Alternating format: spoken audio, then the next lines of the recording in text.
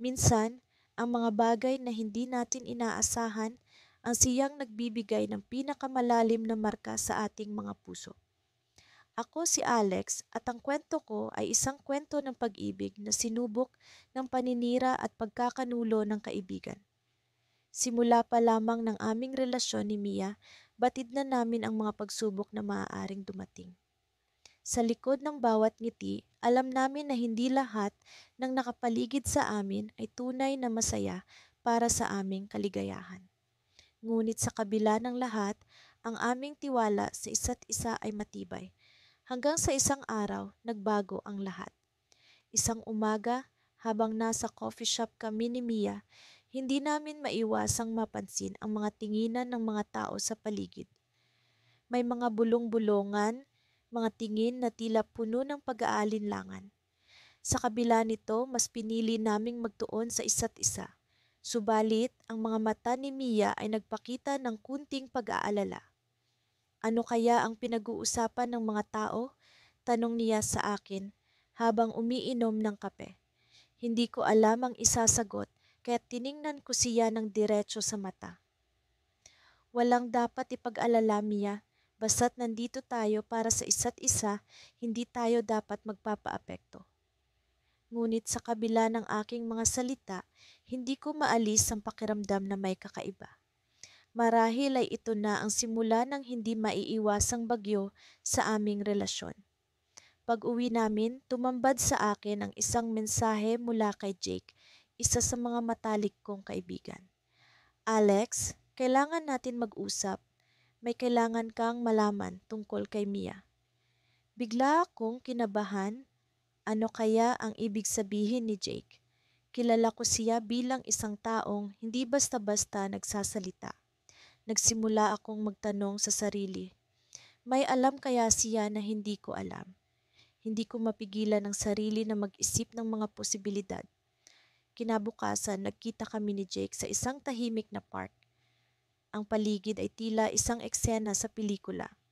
Ang mga dahon ng puno ay bumabagsak ng dahan-dahan at ang hangin ay malamig sa balat. Umupo kami sa isang bench at doon niya sinabi ang lahat.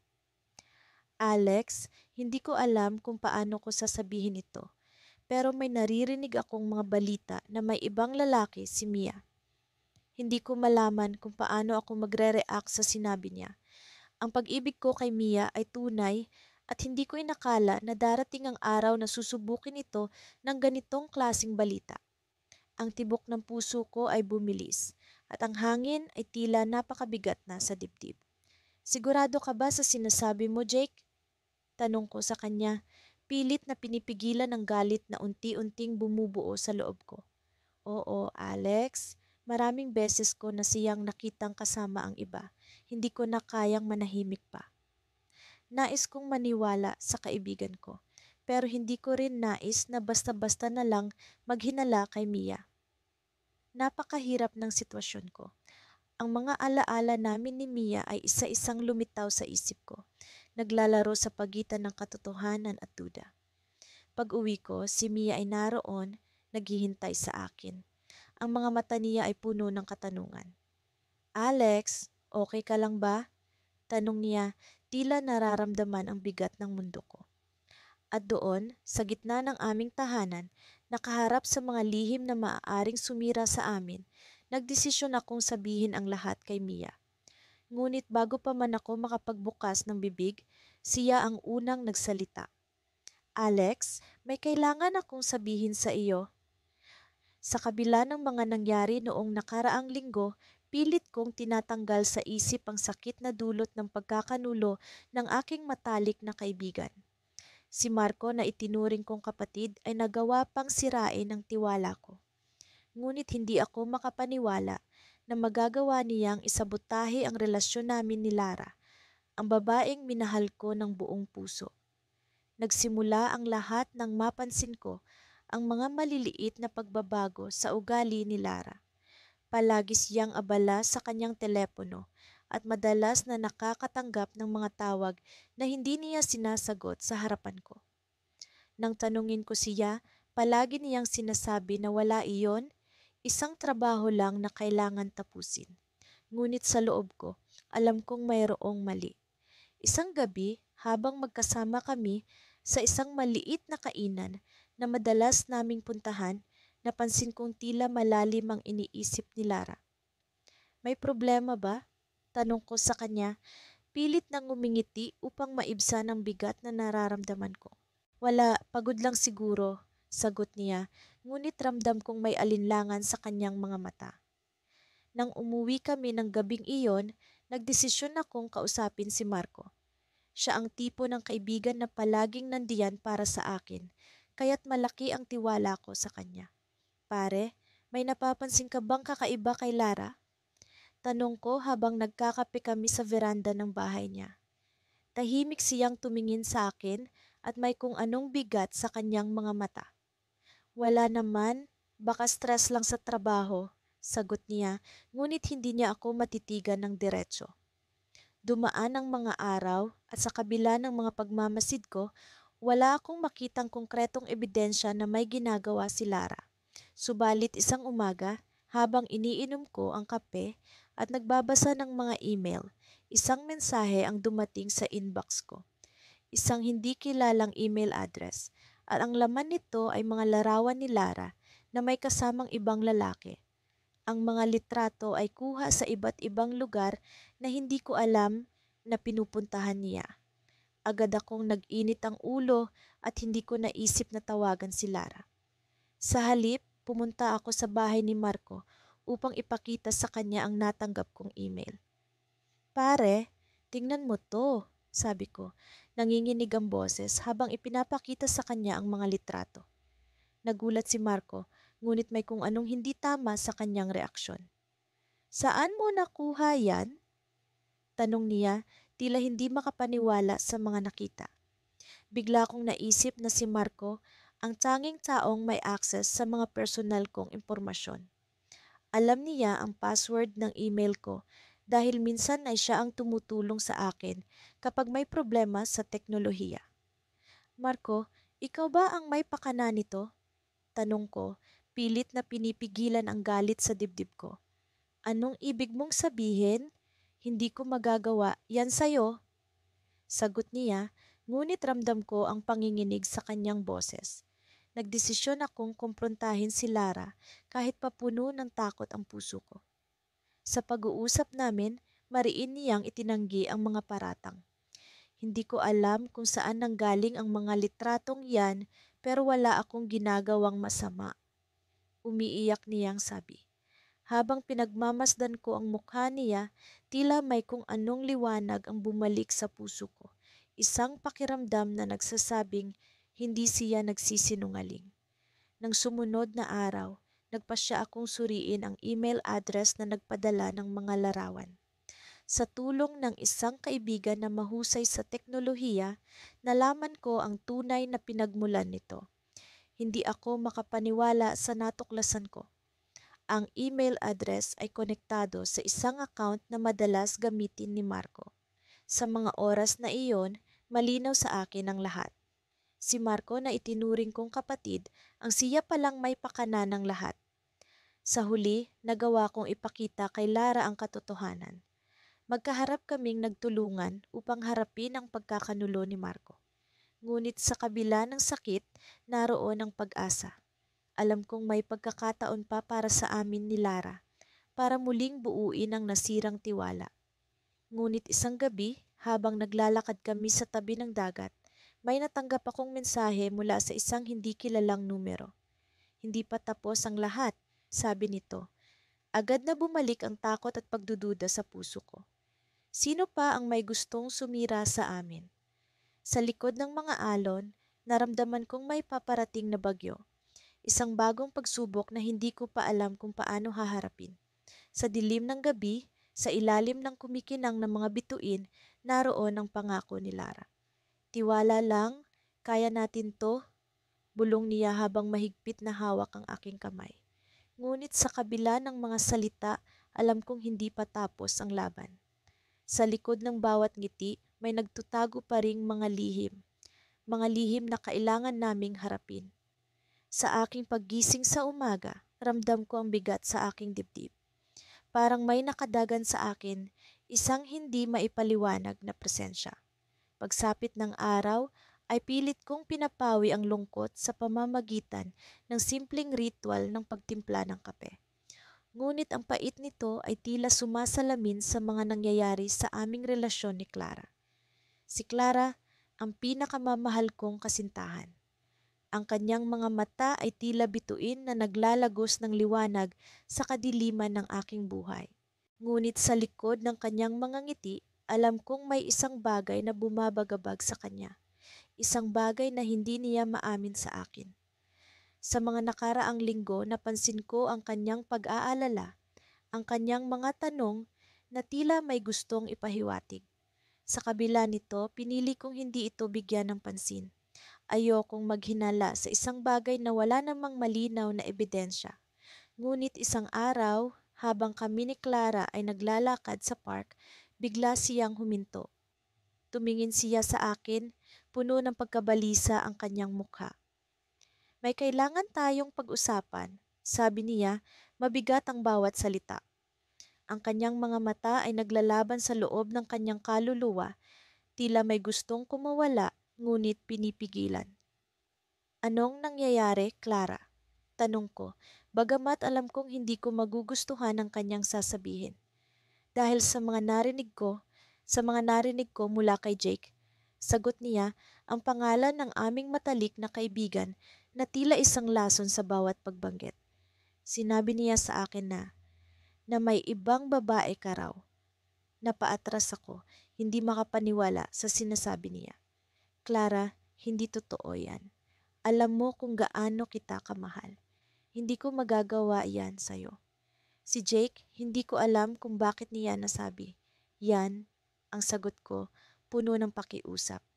Ngunit ang kanyang mga mata ay puno ng pagdududa. Alam ko kung gaano kalalim ang tiwala niya kay Jake, ang taong hindi niya kailanman pinagdudahan. Sa mga sandaling iyon, naramdaman ko ang lamig sa pagitan namin, ang pagkakalayo ng aming mga puso. Sinubukan kong kontakin si Jake. Sa aming pag-uusap, ipinakita niya ang kanyang kasinungalingan bilang isang katotohanan. Sinasabi ko lang ang totoo, bro. Ayokong masaktan si Clara, pero kailangan niyang malaman kung ano ka talaga. Sabi niya, puno ng kasinungalingan. Alam kong may iba pang dahilan si Jake. Sa tuwing nakikita ko siyang nakikipag-usap kay Clara, palagi kong napapansin ang kakaibang ningning sa kanyang mga mata. Alam kong may nararamdaman siyang higit pa sa pagkakaibigan para kay Clara. Ngunit sa kabila ng aking mga hinala, pinili kong hindi ito bigyan ng halaga. Ayokong maging sanhi ng hidwaan sa aming tatlo. Sa mga sumunod na araw, pilit kong binawi ang tiwala ni Clara. Naglaan ako ng oras para ipakita sa kanya kung gaano siya kahalaga sa akin. Ngunit sa tuwing kami ay magkasama, palagi kong nararamdaman ang pagkakaroon ng hadlang sa aming relasyon, isang pader na likha ng kasinungalingan. Sa likod ng kanyang mga ngiti, alam kong may bahagi ng kanyang puso ang nawawala. Isang bahagi na kinuha ng mga salitang binitiwan ni Jake. Nang magtagpo kami ni Clara sa isang maliit na kafe, sinubukan kong ipaliwanag ang aking panig. Clara, hindi ko alam kung paano mo ako mapapaniwalaan ulit. Pero mahalaga ka sa akin, higit pa sa ano paman. Hindi ko alam kung ano ang sinasabi ni Jake, pero alam kong hindi iyon ang katotohanan. Tumitig siya sa akin, ang kanyang mga mata ay puno ng luha. Gusto kitang paniwalaan, pero ang hirap, lalo na kung ang taong nagdadala ng balita ay ang kaibigan nating matagal na nating kilala. Sa mga sandaling iyon, napagtanto ko ang lalim ng kanyang pagdududa, ang pag-aalangan na dulot ng pagkakanulo ng isang kaibigan. Ngunit sa likod ng sakit na iyon, alam ko ring ang pagmamahal niya sa akin ay hindi basta mawawala. Ngunit sa isang hindi inaasahang pagkakataon, natuklasan ko ang isang lihim na nagbigay liwanag sa lahat ng aking mga hinala. Isang mensahe mula kay Jake ang nagpakita sa akin ng kanyang tunay na intensyon. Alam mo bro, hindi ko intensyon na masira kayo ni Clara, pero kailangan kong ipagtanggol ang sarili kong nararamdaman. Mahal ko siya. Hindi ko alam kung ano ang mararamdaman ko. Isang halo ng galit at pagkabigo. Ang taong pinahalagahan namin, ang taong akala namin ay kaibigan, ay siya palang may balak na sirain ang aming relasyon. Ngayon, kailangan kong harapin ang katotohanan at ang posibleng pagkawala ng tiwala ni Clara. At sa pagkakataong iyon, habang hawak ko ang mensaheng iyon, naramdaman ko ang isang kakaibang pakiramdam. Isang pag-asang may pag-asa pa kaming maibalik ang dating saya na nag-uugnay sa aming dalawa. Ngunit kakailanganin kong ipaglaban ito sa kabila ng pagkakanulo at paninira ng aming kaibigan. Ang tanong, paano ko maibabalik ang tiwala ni Clara? Paano ko siya mapapaniwala ang higit pa sa kasinungalingan ni Jake? Ngunit sa likod ng lahat ng ito, may isang bagay akong hindi inaasahan. Isang lihim na maaaring magbago ng lahat. Ako si Marco at sa araw-araw na kasama ko si Lira, ramdam ko ang init ng pagmamahal na hindi ko inakalang mapapasakin.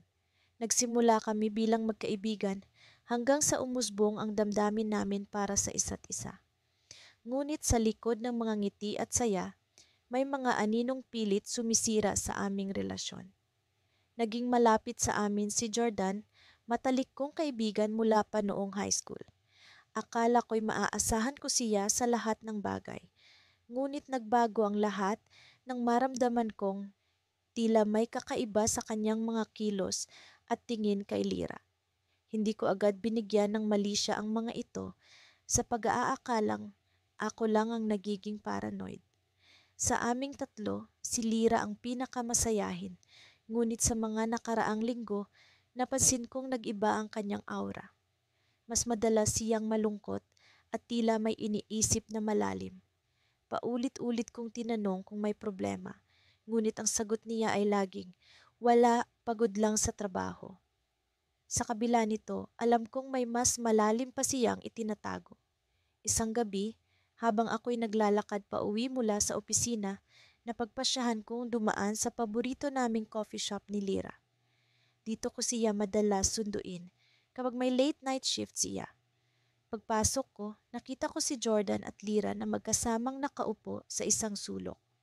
Hindi ko alam kung bakit, ngunit bigla akong kinabahan. Lumapit ako at narinig ko ang seryosong pag-uusap nila. Lira, hindi ko ito gagawin kung hindi kita mahal, sabi ni Jordan. Napatigil ako sa paghinga, umaasang mali ang aking narinig. Bumaling si Lira sa kanya, may luha sa mga mata. Jordan, hindi ko kayang ipagkanulo si Marco. Mahal ko siya. Doon ko na naramdaman ang bigat sa dibdib ko. Hindi ko maipaliwanag ang sakit at galit na naramdaman ko. Tila bumalikwas sa akin ang lahat ng tiwala at pagkakaibigang inakala kong matibay. Lumapit ako sa kanila at sa gulat ni Lira, tinanong ko siya, ano to Lira? Ano itong naririnig ko? Puno ng kaba at takot ang mga mata ni Lira habang si Jordan naman ay hindi makatingin ng diretso sa akin. Marco, hindi ito ang iniisip mo. Paliwanag ni Lira, ngunit para akong walang narinig. Ramdam ko ang pagkabigo sa sarili kong kaibigan.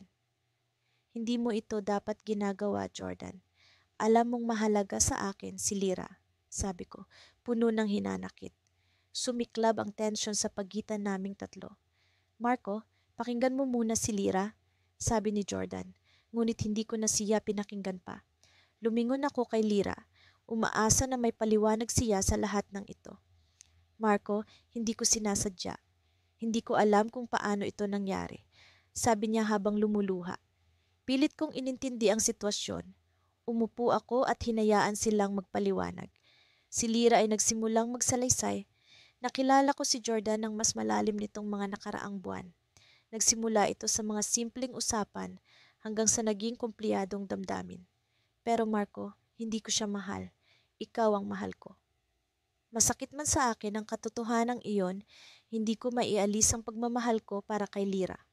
Ngunit paano ko haharapin ang pagtataksil ng isang kaibigan? Si Jordan naman ay nagpakumbaba. Marco, alam kong mali. Hindi ko ginusto na maging ganito. Patawarin mo ako. Sa kabila ng lahat, nagdesisyon akong magpatawad, ngunit hindi ibig sabihin nito ay kaya kong kalimutan agad ang sakit. Pinili kong bigyan ng pagkakataon si Lyra, ngunit nagdesisyon akong iwasan muna si Jordan. Sa mga susunod na araw, napansin kong mas naging maalalahanin si Lyra. Tila ginagawa niya ang lahat para maibalik ang tiwala ko. Isang gabi, habang kami ni Lyra ay naglalakad sa tabing dagat, hinawakan niya ang kamay ko at nagsalita, "Marco, salamat sa pagkakataon. Gagawin ko ang lahat para mapatunayan na karapat-dapat ako sa iyo." Ngumiti ako, pilit na inaalis ang pagdududa sa aking puso. Ngunit sa likod ng nangiting iyon, may kaba pa ring nananatili. Habang naglalakad kami, bigla kong napansin ang isang pamilyar na anino sa di kalayuan. Si Jordan iyon, nakatayo at tila may inaantay. Nagulat ako nang makita ko siyang may kausap na babae na sa unang tingin ay tila kakilala ko. Palapit ng palapit ang babae at doon ko napagtanto kung sino siya. Siya ang ex-girlfriend ni Jordan na si Micaela, na matagal nang nawala matapos ang kanilang hindi maganda at magulong paghihiwalay. Biglang bumalik sa akin ang lahat ng kwento ni Jordan tungkol kay Micaela. Ano ang ginagawa nito dito? At bakit tila may inaayos silang dalawa? Nagkaroon ako ng mas malaking hinala. May mas malalim pa bang lihim na itinatago si Jordan? Ang mga tanong na iyon ay bumabagabag sa akin habang hinahawakan ko ang kamay ni Lyra. Hindi ko alam kung dapat ko bang ipagpatuloy ang tiwala ko kay Jordan o tuluyan na siyang iwan sa nakaraan. Ngunit isang bagay ang malinaw, may kailangan pa akong matuklasan at ang paglalantad ng katotohanan ay nagsisimula pa lamang. Sa bawat araw na lumipas, unti-unti kong nararamdaman ang bigat ng mga usap-usapan sa paligid. Ang mga bulong-bulungan, ang mga tingin na puno ng pagdududa, lahat ng ito'y naging bahagi ng araw-araw kong pamumuhay. Nakakabigat, nakakabawas ng kumpiyansa, ngunit sa kabila ng lahat, nariyan si Mia, ang nag-iisang liwanag sa aking madilim na mundo. Si Mia, ang aking kasintahan, ang naging sandigan ko sa gitna ng unos. Sa tuwing nadarama ko ang pagod at panghihina, sapat na ang kanyang ngiti upang mabuhayan ako. Subalit sa likod ng kanyang mga mata, alam kong may mga katanungan din siyang bumabagabag sa kanya. Hindi siya nagsasalita, ngunit ramdam ko. Ramdam ko ang kanyang pag-aalala, ang kanyang takot na baka may katotohanan ang mga paninira. Bakit ba kasi hindi na lang tayo magpakalayo-layo, Jude? Tanong ni Mia isang gabi. Nakahiga kami sa ilalim ng mga bituin sa lugar kung saan hindi kami matutunto ng mga mapanlinlang na salita. Magsimula tayo muli sa lugar na walang nakakakilala sa atin. Napatingin ako sa kanya, sa mga mata niyang puno ng pag-asa. Alam kong tama siya. Alam kong kung aalis kami, may tsansa kaming makapagsimula muli ng walang mga multo ng pagkakanulo. Ngunit may isang bahagi ng sarili ko ang ayaw sumuko, ang ayaw talikuran ang laban, kahit na hindi ko alam kung paano ko ito mapagtatagumpayan. Bakit ba kasi nagawa ni Leo sa atin to? Tanong ko, ang sakit ay hindi ko na maitago. Si Leo, ang kaibigan kong pinagkatiwalaan. Siya ang dahilan ng lahat ng ito, ang ugat ng mga paninira.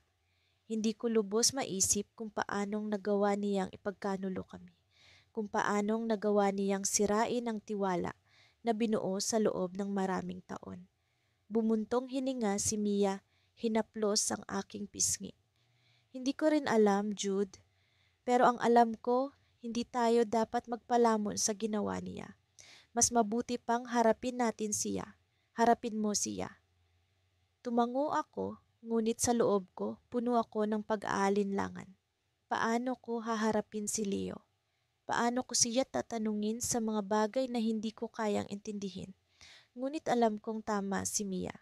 Kailangan kong marinig ang kanyang paliwanag kahit na masakit, kahit na hindi ito ang kasagutan na nais kong marinig. Kinabukasan, nagdesisyon akong puntahan si Leo. Nagugat ang aming pagkakaibigan mula pa noong kabataan, kaya't isang bahagi sa akin ang umaasa na may paliwanag siyang makapagpapaliwanag sa lahat ng ito. Sa pagdating ko sa kanyang bahay, hindi ko mapigilang kabahan. Ang pintuan ay tila isang hadlang sa lahat ng katanungan kong bitbit. Ngunit sa pagbukas nito, isang pamilyar na mukha ang bumungad sa akin, ang mukha ng kaibigan kong matagal kong pinagkatiwalaan. Jude, ang bati ni Leo, tila ba walang nangyari. Ngunit sa likod ng kanyang nangiti, alam kong may isang bagay na hindi tama. Inalok niya ako ng upuan at doon nagsimula ang pag-uusap na matagal ko nang inaasahan. Bakit mo ginawa to, Leo? Tanong ko agad, hindi na nagpaligoy-ligoy pa. Ano yung kasalanan namin ni Mia sa'yo para siraan mo kami ng ganito? Hindi agad nakasagot si Leo, tila ba nag-iisip ng maayos na paliwanag. Ngunit sa kanyang pagtitig, nakita ko ang pag-aalinlangan, ang takot na lumutang sa kanyang mga mata. Hindi ko ginusto, Jude, sagot niya, ngunit alam kong hindi iyon ang buong katotohanan. May mga bagay lang akong hindi kayang kontrolin. Paliwanag mo nga sa akin, ang sagot ko, puno ng hinanakit. Ano bang hindi mo kayang kontrolin, Leo? Doon, unti-unting bumukas ang pinto sa loob ng kanyang puso. Naikwento niya ang tungkol sa isang lihim na hindi ko inaasahan, isang lihim na bumalot sa aming pagkakaibigan. Ang kanyang mga salita ay tila mga patalim na unti-unting tumatama sa aking puso. Hindi ko lubos maisip ang kanyang dahilan, ang kanyang mga motibo. Paano nagawa ni Leo ang mga bagay na ito? Ngunit sa kabila ng lahat, isang bahagi sa akin ang naawa sa kanya. Puno siya ng pagsisisi, ng takot na baka tuluyan na akong mawala sa kanya. Hindi ko sinadyang maging ganito, Jude. Patawarin mo ako. Sa sandaling iyon, alam kong kailangan kong magdesisyon. Kailangan kong piliin kung ang kapatawaran ba o ang paglimot ang siyang dapat manaig. Ngunit bago pa man ako makapagbigay ng tugon, isang biglaang pangyayari ang gumulantang sa amin. Isang tawag mula kay Mia, puno ng pag-aalala, puno ng takot. Jude, kailangan mong pumunta agad dito, sabi niya sa kabilang linya. Ang kanyang boses ay nanginginig. May nangyari? Hindi ko na natapos ang kanyang sinasabi. Ang pag-aalala ay bumalot sa akin at ang tanong na tila isang dagok, ano ang nangyari? Sa sandaling iyon, alam kong isang bagong yugto ang magbubukas. Ano ang bumabalot sa aming mundo? Isang tanong na hindi ko na matatakasan. Hindi ko akalain na ang araw na ito ay darating, ang araw na haharapin namin ang pinakamalaking pagsubok sa aming relasyon. Sa bawat hakbang na ginagawa ko patungo sa tagpuan namin ni Carla sa parke, ramdam ko ang bigat ng mundo sa aking balikat. Ang mga salita ni Marco, ang kaibigan kong pinagkakatiwalaan ko ng buong puso, ay paulit-ulit na gumugulo sa aking isipan. Hindi ko alam kung paano ko ipapaliwanag kay Carla ang lahat ng narinig ko. Nang makita ko siya, nakatayo sa ilalim ng lilim ng malaking puno, naglalaban sa akin ang pagnanais na yakapin siya at ang takot na baka hindi niya ako paniwalaan. Nakangiti siya sa akin, ngunit may bahid ng pag-aalala sa kanyang mga mata. Alam kong nararamdaman niya ang bigat ng darating na usapan. Kamusta ka? Tanong ni Carla, sabay kabig sa akin papalapit sa kanya. May kailangan tayong pag-usapan, sagot ko, sinisikap kong gawing kalmado ang tono ng aking boses kahit pa ang puso ko'y nagwawala sa kaba. Umupo kami sa isang bangko at hinawakan ko ang kanyang mga kamay. Hinigpitan niya ang hawak, parang sinasabi niyang, ano man ang mangyari, narito siya para sa akin. Ngunit paano ko maipapaliwanag sa kanya ang lahat nang hindi niya nararamdaman na siya ang sinusubok dito? Marco, may sinabi siya sa akin, simula ko, at nakita kong nagbago ang ekspresyon ni Carla. Hindi niya kailanman nagustuhan si Marco, ngunit ni minsan ay hindi niya ito pinapansin dahil alam niyang kaibigan ko ito. Ano na naman ang sinabi niya? Tanong ni Carla Halatang sinisikap niyang panatilihing kalmado ang kanyang boses. Nakita daw niya tayong magkasama sa isang restaurant noong isang linggo. May kinuwento siyang hindi maganda tungkol sa iyo, Carla, sabi ko, at naramdaman kong nanlamig ang kanyang mga kamay. Ano ang kinuwento niya? Tanong ni Carla. Ang tinig niya ay puno ng pag-aalala. Ikinuwento niya na nakita ka raw niyang may kasamang ibang lalaki sa restaurant at mukhang sweet daw kayo sa isa't isa. Sagot ko. Alam kong mali na basta ko na lang sinasabi ito, pero gusto kong malaman ang totoo. Gusto kong marinig ang panig ni Carla. Tumahimik siya saglit, parang iniisip ang tamang sasabihin. Nandun ako para sa meeting kasama ang isang kliyente. Alam mong trabaho ko ang makipagkita sa kanila, hindi ba? Paliwanag ni Carla at ramdam ko ang sakit sa kanyang boses. Alam ko, sagot ko, pero hindi ko maiwasang magduda. Paano kung tama si Marco? Paano kung may hindi ka sinasabi sa akin? Nakita ko ang lungkot sa kanyang mga mata at parang may pumutok sa loob ng puso ko. Hindi mo ba ako pinagkakatiwalaan kahit kaunti? Tanong niya at sa puntong iyon alam kong nasaktan ko siya. Carla, hindi sa hindi kita pinagkakatiwalaan, sagot ko. Pero ang mga sinabi ni Marco ay hindi ko maalis sa isip ko.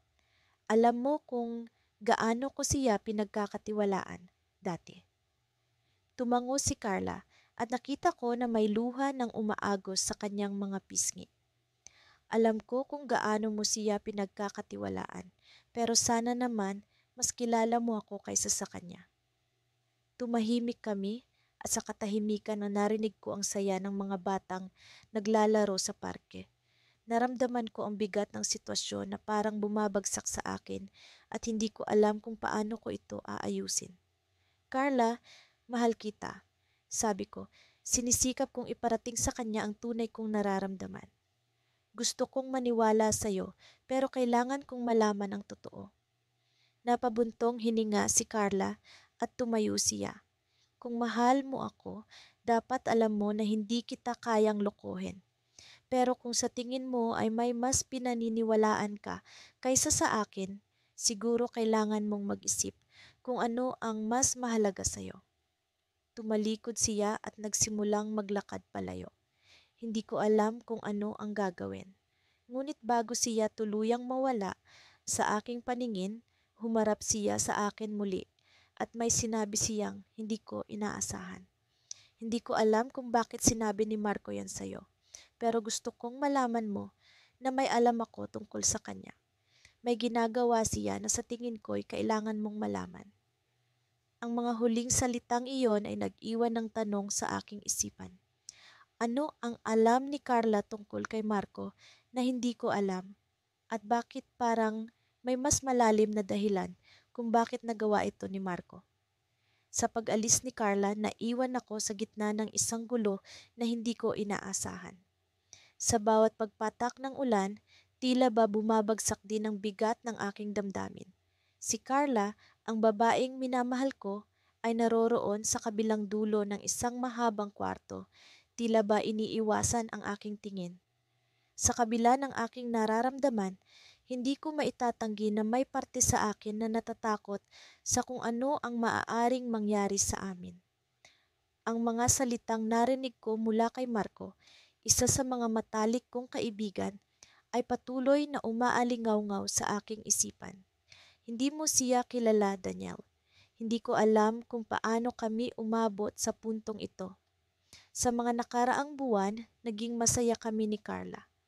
Puno ng pangarap at plano para sa hinaharap. Ngunit sa isang iglap, tila nagbago ang lahat. Magsimula ito noong isang gabi kung saan nagkaroon kami ng munting pagtatalo. Hindi naman ito malalim, ngunit sapat na ito para mag-iwan ng bakas ng duda sa aking puso. Sa kabila ng mga pag-aalala, sinubukan kong huwag pansinin ang mga bulong-bulungan na naririnig ko mula sa iba. Hanggang sa dumating ang gabi na iyon kung kailan lumapit sa akin si Marco. Hindi siya tapat sa iyo, Daniel, sabi niya habang hawak ang isang maliit na envelope. Sa loob nito ay may mga larawan ni Carla na kasama ang isang lalaki, isang lalaking hindi ko kilala. Marco, ano to? Tanong ko, pilit na itinatago ang panginginig sa aking boses. Ito ang katotohanan. Hindi ko na kayang manahimik, kaibigan. Matagal ko nang alam ito, sagot ni Marco, habang pilit na iniiwasang tumingin sa akin. Sa mga sandaling iyon, ang lahat ng mga pag-aalala at pangamba ay tila bumagsak sa akin ng sabay-sabay. Hindi ko maipaliwanag ang sakit na nararamdaman ko, ang kirot na tila ba unti-unting sumisira sa mga alaala namin ni Carla. Ngunit sa kabila ng lahat, may bahagi sa akin na ayaw maniwala. Hindi ito ang Carla na kilala ko. Hindi ito ang babaeng minahal ko. Lumipas ang mga araw na puno ng pag-iwas at pag-aalinlangan. Hindi ko alam kung paano ko haharapin si Carla at kung paano ko siya tatanungin tungkol sa mga larawan. Ngunit sa huli, nagpasya akong hindi na ito pwedeng palampasin. Kailangan kong malaman ng totoo kahit gaano pa ito kasakit. Isang gabi, sa ilalim ng mahinang ilaw ng buwan, naglakas loob akong kausapin siya. Carla, kailangan nating pag-usapan to, sabi ko habang hawak ang envelope na ibinigay ni Marco. Nakita ko sa kanyang mga mata ang takot at pagkabigla. Ano to, Daniel? Tanong niya habang dahan-dahang inaabot ang mga larawan. Ikaw ba talaga to? Ano yung nangyayari? Tanong ko, pilit pinipigilan ang luha na gustong tumulo. Sa halip na sumagot, nakita ko ang pagkalito at pag-aalala sa kanyang muka. Daniel, hindi ko alam kung ano ang ibig sabihin ng mga to. Hindi ko alam kung sino ang lalaki sa mga larawan.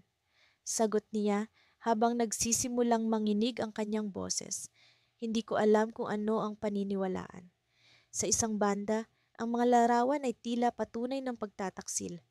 Ngunit sa kabilang banda, ang pagkalito sa kanyang mga mata ay nagsasabing maaaring ang may mali sa lahat ng ito.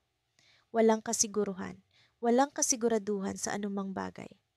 Ngunit sa kabila ng pagkalito, isang bagay ang malinaw.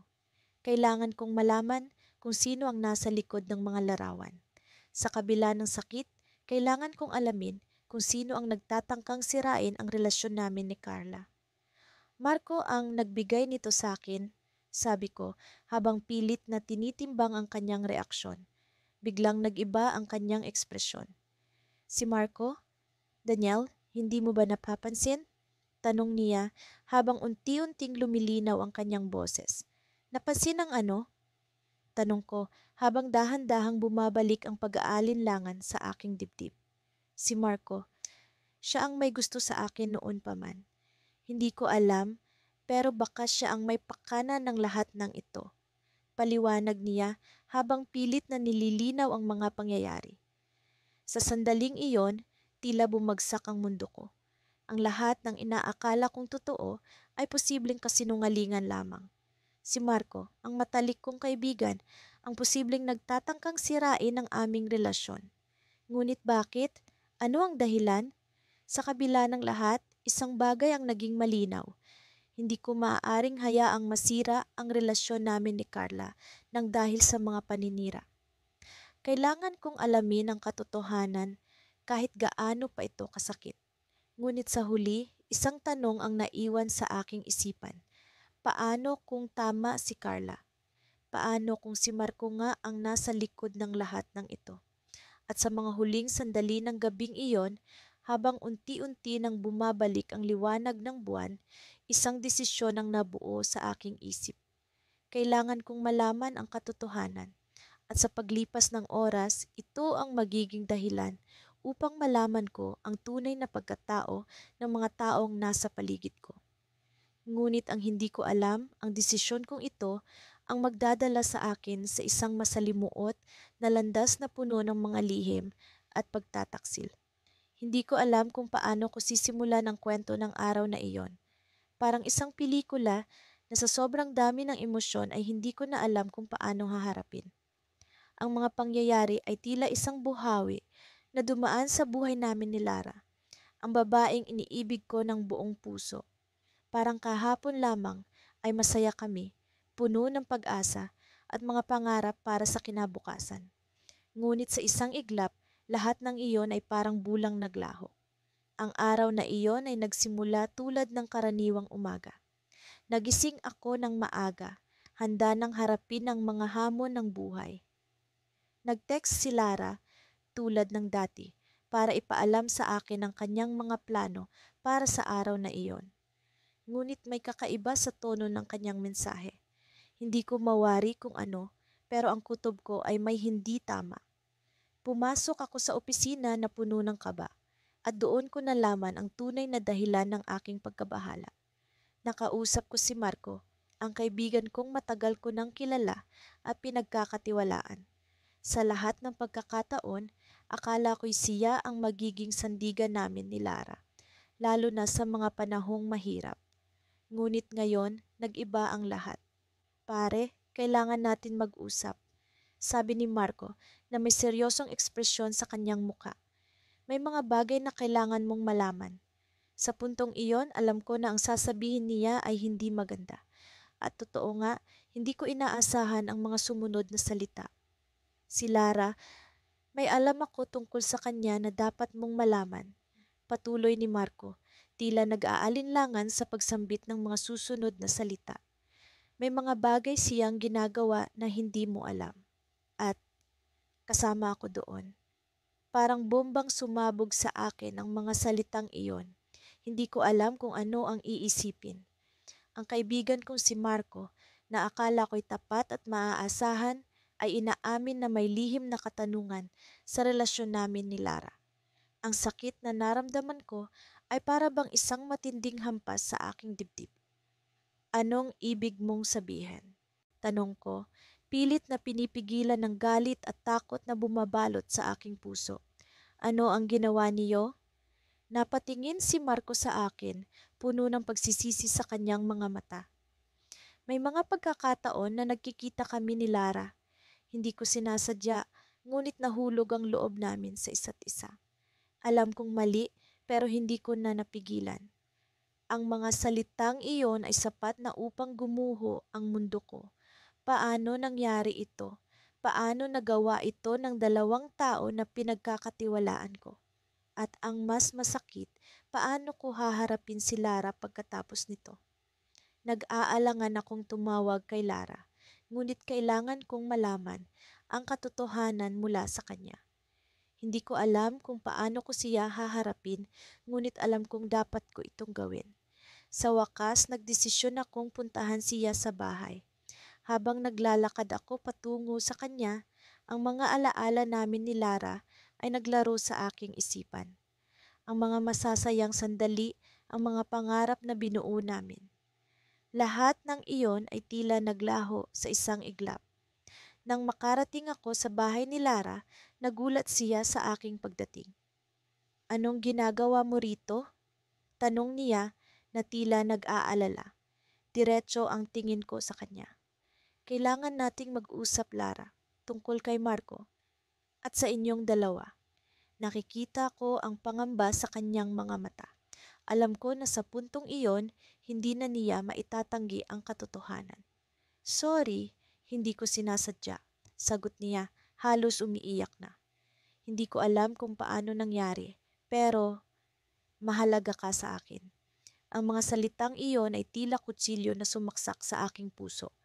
Mahal ko siya, ngunit paano ko magagawang patawarin ang ganitong pagkakanulo?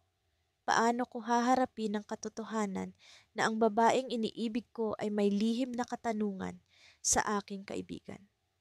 Habang nag-uusap kami, naranasan ko ang pinakamasakit na bahagi ng lahat. Ang pagmamahal ko kay Lara ay tila isang tanikala na hindi ko kayang bitawan, kahit na alam kong nasaktan niya ako. Sa huli, nagdesisyon kami na magpahinga muna sa relasyon namin.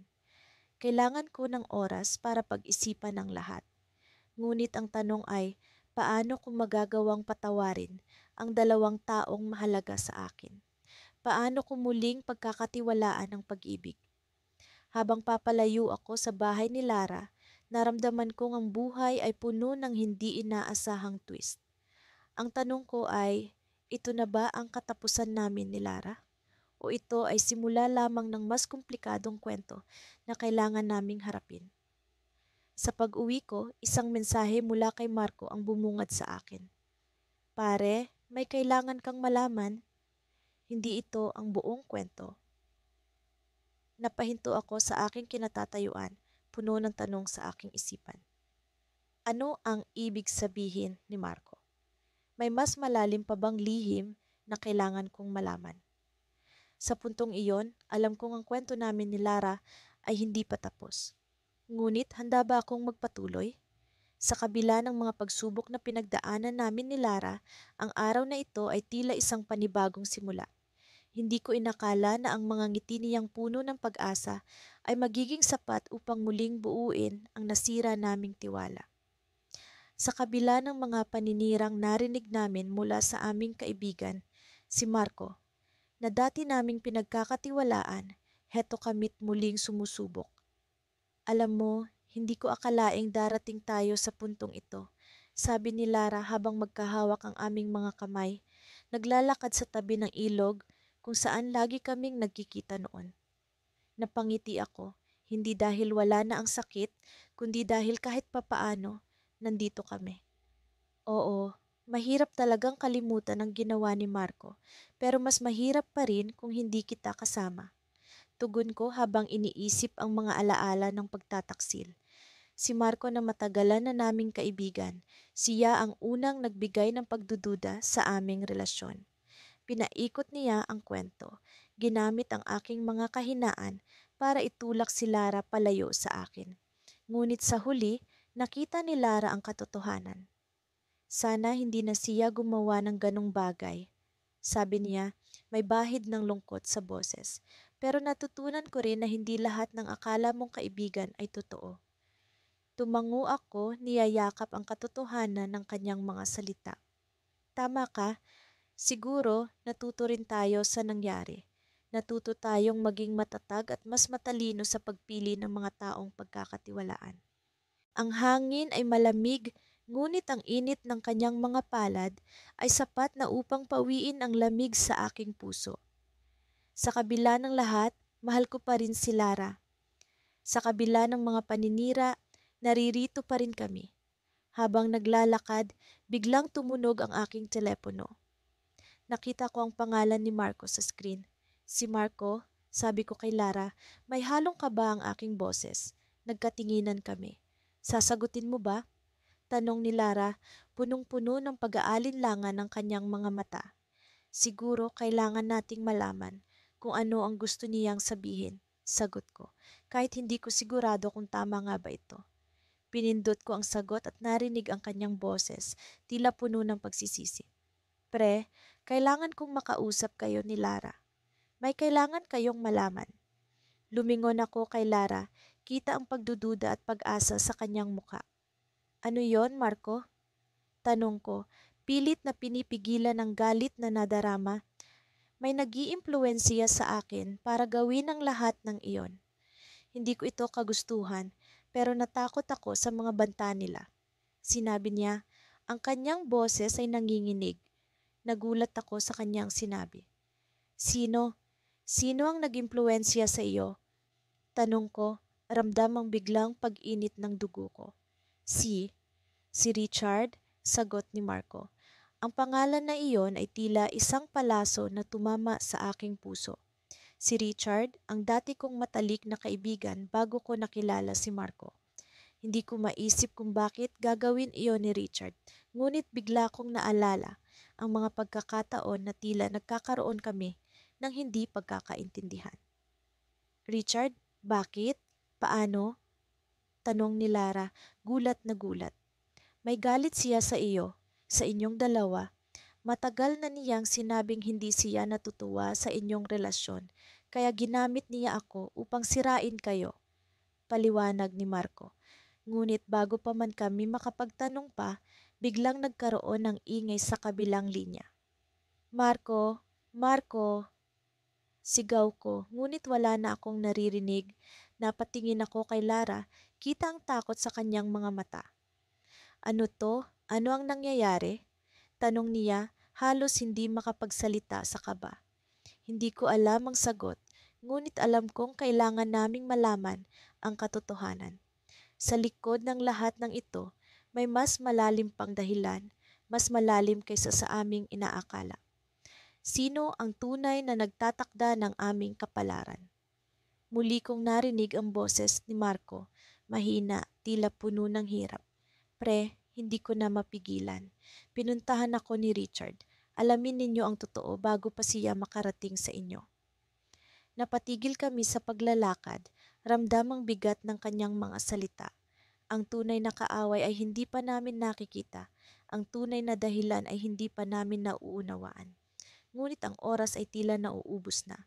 Sa mga oras na iyon, isang bagong takot ang pumalit sa aming mga puso. Isang takot na hindi namin alam kung paano haharapin, ngunit alam kong kasama si Lara, hindi kami magpapatalo. Sa likod ng lahat ng ito, isang bagong paglalakbay ang naghihintay. Ngunit para saan ito? Para sa pag-ibig na nasubok na ng panahon o para sa mga alaala ng pagkakanulo na hindi pa tapos? Hindi ko na alam kung saan ako magsisimula. Pakiramdam ko'y ang lahat ng nangyari sa amin ni Lila ay tila isang malupit na laro ng kapalaran. Isang laro na hindi namin pinili, ngunit pilit kaming ginagampanan. Sa kabila ng aming mga pangarap at plano, tila hinahabol kami ng anino ng paninira at pagkakanulo. Kung tutuusin, ang lahat ay nagsimula nang magtiwala kami sa maling tao. Si Lila, ang aking pinakamamahal na kasintahan, ay naging matatag sa kabila ng lahat ng pagsubok. Ngunit sa kabila ng kanyang nangiti, alam kong may kirot siyang dinadala. Minsan, sa kanyang mga mata, nakikita ko ang pag-aalinlangan at takot. Alam kong hindi ito dahil sa akin, kundi dahil sa mga taong minsang itinuring naming kaibigan. Si Marco, ang taong itinuring naming kapatid, ay isa palang ahas na nagkukubli sa likod ng maskara ng pagkakaibigan. Paano namin malalaman na ang mismong taong pinagkakatiwalaan namin ay siya ring maglalagay sa amin sa panganib? Sa likod ng kanyang mga ngiti, nakatago ang balak na wasakin ang aming tiwala sa isa't isa. Nagsimula ang lahat ng kumalat ang balita na si Lila ay may ibang karelasyon. Isang balitang puno ng kasinungalingan at paninira. Hindi ko alam kung paano ito sasabihin kay Lila, kung paano ko siya kukumprontahin sa bagay na hindi ko mismo mapatunayan. Ngunit alam ko, sa kabila ng lahat ng kwento at bulong, hindi ko kailanman pagdududahan ang kanyang pagmamahal. Sino ang nagpakalat ng balitang iyon? Tanong ni Lila, nang sa wakas ay nagkaroon ako ng lakas ng loob para sabihin sa kanya ang aking narinig. Ang kanyang mga mata ay puno ng galit at sama ng loob, ngunit higit sa lahat, puno ng pag-aalala. Ang pangalan ni Marco ay hindi ko kaagad nabanggit.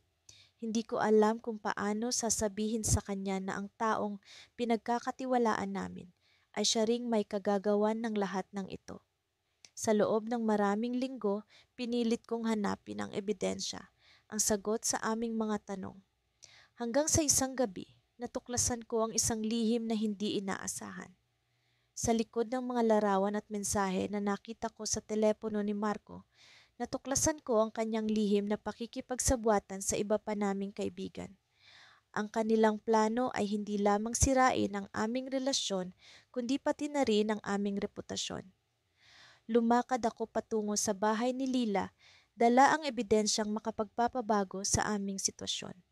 Ngunit sa likod ng aking pag-aalala, may kaba akong nararamdaman. Paano kung hindi niya ito tanggapin? Paano kung ang aming tiwala sa isa't isa ay hindi na maibalik? Pagdating ko sa bahay niya, nagulat ako sa tahimik na kapaligiran. Ang liwanag ng buwan ay nagbibigay ng kakaibang liwanag sa kanyang balkonaheng madalas naming tambayan. Ngunit ang katahimikan ay tila may dalang kilabot. Lila? Tawag ko ng marahan, ngunit walang sumagot. Naglakad ako papasok, dala ang kaba sa aking dibdib. Pagbukas ko ng pinto, bumungad sa akin ang isang eksenang hindi ko inaasahan. Si Marco nakaupo sa sala kasama si Lila. Ang kanilang mga mata ay puno ng tensyon, parang may bagay na hindi ko alam. Ano ang nangyayari? Tanong ko, pilit na hinahanap ang sagot sa kanilang mga mata. Si Lila ay tumayo, ang kanyang mga mata ay puno ng luha. Marco ay may sasabihin sa'yo, wika niya, ang kanyang boses ay puno ng pighati. Si Marco ay tumingin sa akin, ang kanyang mga mata ay puno ng pagsisisi. Hindi ko na kayang ituloy pa, sabi niya, ang kanyang boses ay garalgal. Ang lahat ng ito, ang lahat ng kasinungalingan.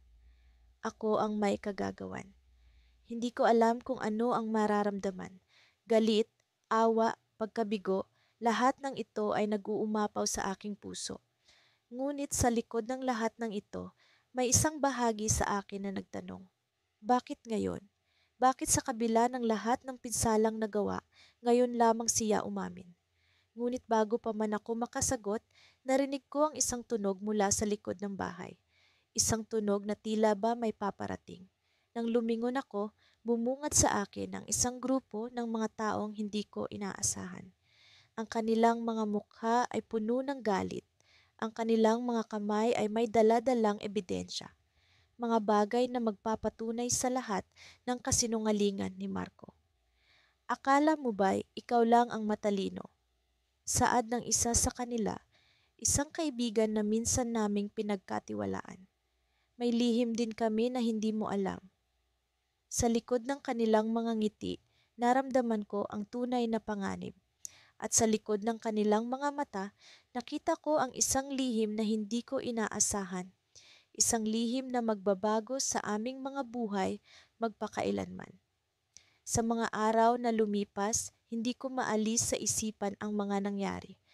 Ang mga bulong-bulungan, ang mapanirang mga salita, at ang pagkakanulo ng isang kaibigan na mas pinahalagahan ko pa kaysa sa sarili kong kapatid.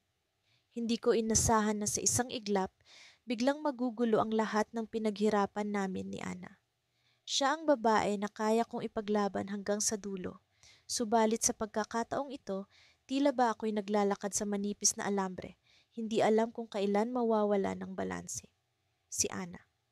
Ang kanyang mga ngiti ang nagsilbing liwanag sa madilim kong mundo. Siya ang tipo ng tao na kapag ngumiti, parang wala ng problema sa mundo. Ngunit simula nang umusbong ang mga paninirang iyon, tila ba ang nangiti niyang dati hindi nawawala ay unti-unting napalitan ng pag-aalala at pagdududa. Alam kong hindi siya madaling matinag, ngunit sa pagkakataong ito, ramdam ko ang hirap na dinadala niya. Kamusta ka na? Tanong ko sa kanya isang gabi habang kami nakaupo sa paborito naming tambayan sa itaas ng burol. Doon namin madalas pag-usapan ang aming mga pangarap, ang aming hinaharap. Subalit sa gabing ito, tila ba may pagitan sa amin na hindi ko maipaliwanag. Okay lang, sagot niya, ngunit alam kong hindi iyon ang totoo. Kilala ko siya ng higit pa sa kahit sino at sa likod ng kanyang mga mata ay may lungkot na hindi niya kayang itago. Ana, alam kong mahirap ito, pero nandito ako, hindi kita iiwan, sabi ko habang hinawakan ng kanyang kamay. Ramdam ko ang bahagyang panginginig nito, palatandaan ang damdaming hindi niya maipahayag. Alam kong nandyan ka, pero minsan hindi ko maiwasang magtanong sa sarili ko. Sagot niya, hindi tumitingin sa akin. Bakit kailangan mangyari ito? Bakit tayo pa? Hindi ko rin alam ang sagot. Ang alam ko lang, hindi ko hahayaang masira kami ng mga paninirang iyon. Ngunit ang masakit, ang taong pinagkakatiwalaan ko, si Carlo, ang naging daan ng lahat ng ito. Siya ang kaibigan kong matalik, ang taong lagi kong kasama sa hirap at ginhawa. Hindi ko inakalang siya rin ang puputol sa tiwala namin ni Ana. May natuklasan ako, sabi ko sa kanya, tila ba isang pagsisiyasat sa sarili kong puso ang ginawa ko. Si Carlo, siya ang dahilan kung bakit kumalat ang mga paninira. May nakita akong mga mensahe niya sa telepono ko noong isang araw. Nanlaki ang mga mata ni Ana. Bakit niya gagawin yon? Akala ko ba siya pa nga ang laging nagsasabi na bagay tayo? Hindi ko rin alam, Sabi ko pilit hinahanap ang tamang paliwanag sa mga pangyayaring hindi ko rin mawari. Pero isa lang ang sigurado ako, hindi ko hahayaang masira tayo. Pinagmasdan ko ang mga bituin, umaasang makakahanap ako ng sagot sa kalangitan. Sa mga panahong ganito, tila ba mas mainam ang katahimikan kaysa sa mga salitang walang kasiguraduhan. Ngunit alam kong hindi ito ang oras para tumahimik lang. Kailangan naming harapin ang katotohanan kahit gaano pa ito kasakit. Siguro, kailangan nating kausapin si Carlo, mungkahi ni Ana. Baka sa boses ang pag-asang kahit papaano, may maayos naming mapag-uusapan ito. Baka may paliwanag siya. Tumango ako kahit na sa loob-loob ko, hindi ko alam kung kaya ko pa siyang harapin. Ang taong itinuring kong kapatid, siya pa ang nagtaksil. Ngunit sa kabila ng lahat ng ito, may bahagi sa akin na umaasang may mas malalim na dahilan sa kanyang ginawa. Bago kami umuwi, niyakap ko si Anna ng mahigpit, na para bang sa yakap na iyon ay kaya kong iparamdam lahat ng pagmamahal at pagtitiwala ko sa kanya. Hindi ko alam kung ano pa ang susunod na mangyayari, pero handa akong harapin ito kasama siya. Ngunit sa aming pag-uwi, isang tawag ang nagpabago sa lahat. Si Carlo. May luhang bumabagsak sa kanyang mga salita habang sinasabi niya, "Kailangan kong makipagkita sa inyo. May dapat kayong malaman." Agad kong naramdaman ang kaba sa kanyang boses. Hindi ito ang tipikal na Carlo na kilala ko. Hindi ko alam kung ano ang kanyang sasabihin, pero alam kong magiging mahalaga ito. Sa pagkakataong ito, kailangan naming malaman ang katotohanan, kahit gaano pa ito kasakit. At sa pagdating ng araw ng aming pagkikita, isang revelasyon ang maghahain ng bagong direksyon sa aming mga buhay. Isang revelasyon na magpapabago sa lahat ng alam namin tungkol sa pagkakaibigan, pag-ibig at pagtataksil. Sa bawat hakbang ko patungo sa aming tagpuan, ramdam ko ang bigat ng aking damdamin. Ang mga alaalang pinagsaluhan namin ni Clara ay tila mga batis na nag-uumapaw sa aking isipan. Ang mga ngiti niya, ang mga yakap na tila walang katapusan, at ang mga pangakong binitiwan namin sa isa't isa, lahat ng ito'y mistulang mga anino ng kasiyahan na ngayoy unti-unting naglalaho. Ngunit sa likod ng mga alaalang ito, naroon ang mapait na katotohanan. Ang pagkakanulo ng kaibigan kong si Marco ay parang matalas na kutsilyong tumarak sa puso ko. Hindi ko lubos maisip na siya, na matagal ko nang itinuring na kapatid, ay magagawa ang ganitong kasiraan. Sinasabi niya sa mga tao na si Clara ay hindi karapat-dapat sa akin, na siya ay may lihim na relasyon sa ibang lalaki. Ang mga sabi-sabi ay kumalat na parang apoy sa gitna ng tag-init, at hindi ko alam kung paano ito patutunayan na walang katotohanan. Ngunit sa kabila ng lahat, nananatili ang tiwala ko kay Clara. Sa kabila ng mga bulong ng paninira, alam ko sa puso ko na siya ay tapat sa akin. Kaya't ngayong gabi, mag-uusap kami at susubukan naming ayusin ang lahat ng gusot na dulot ng mapanlinlang na mga salita ni Marco. Nang marating ko ang aming paboritong park, nakita ko si Clara na nakaupo sa ilalim ng lumang puno ng akasya. Ang kanyang mga mata ay malalim ang pag-aalala, ngunit nang makita niya ako, nagliwanag ang kanyang muka. Lumapit ako at naupo sa tabi niya. Ang katahimikan ng gabi ay tila nagbibigay sa amin ng lakas ng loob upang simulan ang mahirap na usapan. Alam kong mahirap ito para sa atin, panimula ni Clara habang hawak ang aking kamay. Pero kailangan nating pag-usapan ang mga bagay na ito. Tumango ako, hindi sigurado kung paano sisimulan ang paglaladlad ng aking saloobin.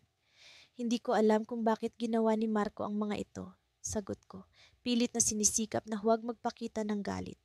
Matagal ko siyang itinuring na kaibigan, pero ang paninirang puri niya sa iyo ay hindi ko matatanggap. Bumuntong hininga si Clara, pilit na pinipigil ang mga luha na nagbabadyang bumagsak. "Mahal kita at wala akong ibang minahal kundi ikaw," sabi niya, puno ng determinasyon ng boses. Alam kong mahirap paniwalaan ang mga sabi-sabi, pero sana'y maniwala ka sa akin. Naramdaman ko ang bigat ng kanyang mga salita. Sa kabila ng mga kasinungalingang naglipana, ang katotohanan ng kanyang pagmamahal ay tila isang liwanag sa gitna ng dilim. Naniniwala ako sa iyo, Clara. Tugon ko, pinipigilan ng panginginig ng aking boses. Hindi ko hahayaang sirain ni Marco ang meron tayo. Ngunit sa gitna ng aming pag-uusap, isang hindi inaasahan ang nangyari. Habang kami nagpapalitan ng mga salita ng pag-asa, biglang may tumawag sa akin mula sa aking telepono. Hindi ko kilala ang numero, ngunit sa kabila ng pag-aalinlangan, sinagot ko ito. Hello? Tanong ko, pilit na pinapanatili ang aking kalma. Mabuti naman at sinagot mo ang tawag ko. Sagot ng boses sa kabilang linya. Gusto kong malaman mo na may video ako na magpapatunay sa mga sinasabi ni Marco. Nagulat ako sa narinig ko. Sino ka? Tanong ko, naguguluhan sa mga pangyayari. Hindi na mahalaga kung sino ako, sagot ng boses. Pero kailangan mong makita ito. Ang video ay magpapatunay na totoo ang mga sinasabi ni Marco. Nagpatuloy ang boses na tila nanunuya habang ako naman ay hindi makapaniwala sa aking naririnig. Ang takot at pag-aalinlangan ay nagsimulang bumalot sa akin. Ano ang ibig sabihin ng lahat ng ito? Paano kung totoo ang video? Paano kung niloko nga ako ni Clara? Sa kabila ng pag-aalinlangan, alam ko na wala akong ibang magagawa kundi ang harapin ang katotohanan. Saan ko ito makikita? Tanong ko sa boses. Sa isang oras sa silid sa likod ng lumang sinehan. Sagot ng boses puno ng misteryo. Pumunta ka kung gusto mong malaman ang totoo. Nang bumaba na ang tawag, ramdam ko ang malamig na simoy ng hangin na tila isang babala ng darating na unos. Hindi ko alam kung ano ang naghihintay sa akin, ngunit kailangan kong malaman ang katotohanan. Sa kabila ng pagmamahal ko kay Clara, may bahagi sa akin na nagsasabing hindi ko dapat basta-basta ipikit ang aking mga mata. Clara, sabi ko, puno ng kaba ang puso. May kailangan tayong malaman. Habang naglalakad kami patungo sa lumang sinehan, hindi ko mapigilan ang pag-iisip sa mga posibleng mangyari. Ang gabi ay tila nagtatago ng lihim na hindi ko kayang ipagsawalang bahala. Ano kaya ang magiging kapalaran namin ni Clara sa kaibuturan ng gabing ito? Sa likod ng takot at pag-aalinlangan, isang tanong ang patuloy na bumubulong sa akin. Ano nga ba ang totoo?